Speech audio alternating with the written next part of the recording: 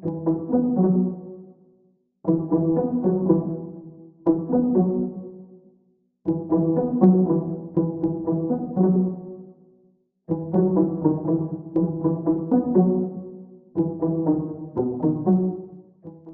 ato zay dia nahitana taratra tsy fandriampahalemana izay hita manerana ny nosy, indrindraindrindra fa nisy ihany koa izay resaka trangana fanafihan-dahalo zay amin'ny ireny lalam-pirenena izay mampitohy any faritra maro manerana ny nosy ireny. Ka isan'ny voakasika an'izany lalam-pirenena fahefatry iny izay nahitana an'ireo andian-jolahy izay manan-kandalana amin'ny andro alina. Ka nipitsipitsony mahakasika an'izay ny fakafakaina amintsika atao anatin'ity vidéo ity, ka manasantsika rehetra anaraka an'ity vidéo ity hatramin'ny farany. Aza adino ny milaiky ny vidéo antsika ary tsarovao hatrany ny miabone amin'ny chaîne antsika mba ahafahanareo manaraka tsy tapaka ny vidéo zay lefa nahita isan'andro. Tsy ampy andrela moa isika fa avy hatrany tonga de vavany ndao ary.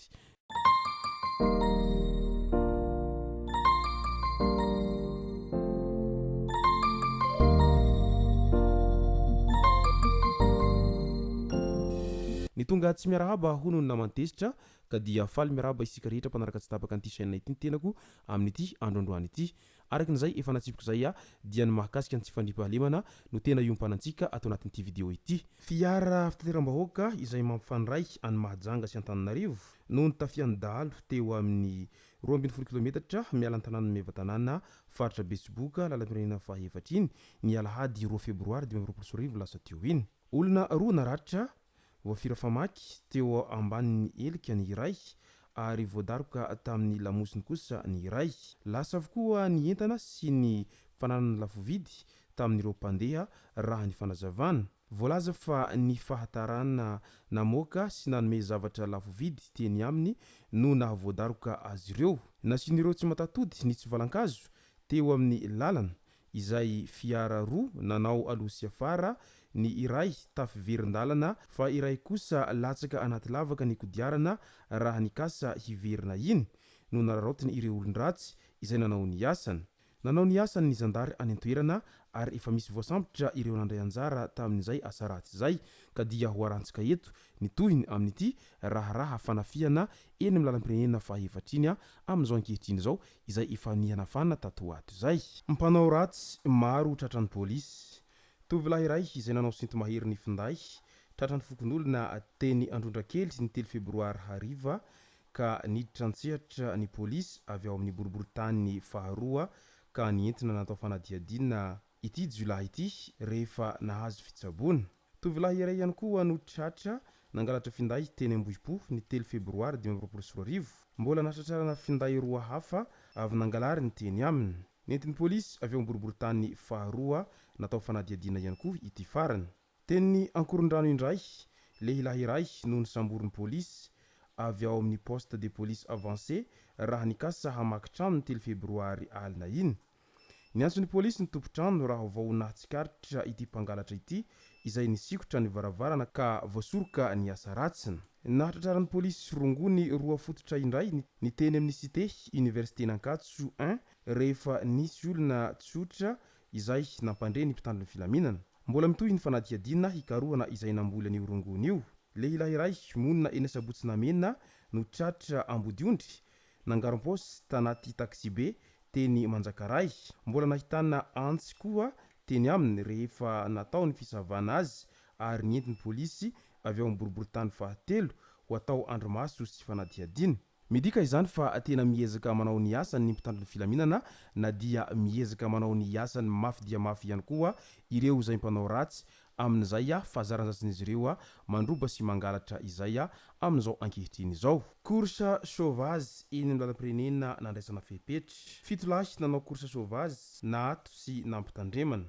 Ny olona rehetra sahirana miatrika andavanandrom-piainana sy manao izay hialana ny loza. Izy 7 lahy izay mitady loza ho an'ny tenany sy ho an'ny hafa tsy maintsy nampijanona azy ireo zandary izay tamin'ity herinandro ity teny Mambambo fokotany Amboaroy commune Antihiroka. Nampidirana fourrière ny moto izay nanaovan'izy ireo izay korsa sauvage izay ary nampahatsehivina sy nampianarana azy ireo ny lalàna mifehy ny famoivoizana.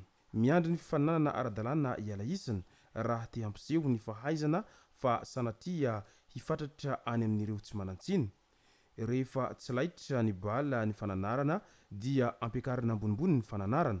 Io ny hafatra izay nomeny mpitandro ny filaminana anyreto mpanao course sauvage ireto. Resaka halatra indray tratrany zandary ireo voamaina izay 20 gony navoaka ntsokosoko tao amin'ny magasin de stockage izay teo amin'ny fokotany tsy mahavao be.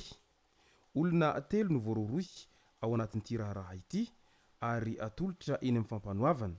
Raha ny fantatra dia ny vinantolany ilay mpiambina ity magasin de stockage ity ihany no tena anisan'ny atidohany kotrika an'izao halatra izao. Mbola ao anatin'izay tsy fandriam-pahalemana izay hatrany mpanan-kaly vola izay nisy nitifitra tetsy Analakely. Namoiny ihany ile dada izay mpanan-kaly devise no tafiany Jolay tamin'ity herinandro ity izay teny Analakely teny. 5 lahy ireo mpanafika ka nisy nitondra basy, nanambana basy teo alohan'ny tsena, ny sasany kosa naka ny vola be tao anatin'ny tsena. Notifirin'izy ireo teo amin'ny ambavafony ile dada ka nitarika ny fahafatesana. Nanana mpiambina 2 lahy ile dada ka nitifitra ireo Jolay izy ireo ka voa teo amin'ny tanany. Tsy misy nitifitra ny famaly avy eo ka nandeha moramora ilay Jolay izay voatifitra. Saingy tsy sahy nanao ninninona ny olona fa nanambana basy ilay Jolay. Iangaviana izay hôpitaly na olona mahita ny olona mitsabo izay tena maratra be amin'ny tanany mba hampandreny mpitandro ny filaminana araky ny voalazany fianakaviana sy ireo izay nanatry maso ary indrindra ny mpitandro ny filaminana amin'izao raharaha fanafiana amin'ny tampiadiana ao andrenivohitra ao amin'izao ankehitriny izao. Midika izany fa tena tsy mandry fahalemana ny tany satria efa manafika amin'andro atoandro ireo Jolay ao andrenivohitra ao amin'izao ankehitriny izao ary tena mitondra fitaovana raitra dia raitra izy ireo amin'izay fanafiana amin'ny tampiadiana izay fa tsy sanatria akory ireny fitaovana izay vita malagasy kely ireny no entin'izy ireo manafika izay fa tena basy avolenta no entin'ireo Jolay amin'izay fanafiana mitampiadiana izay.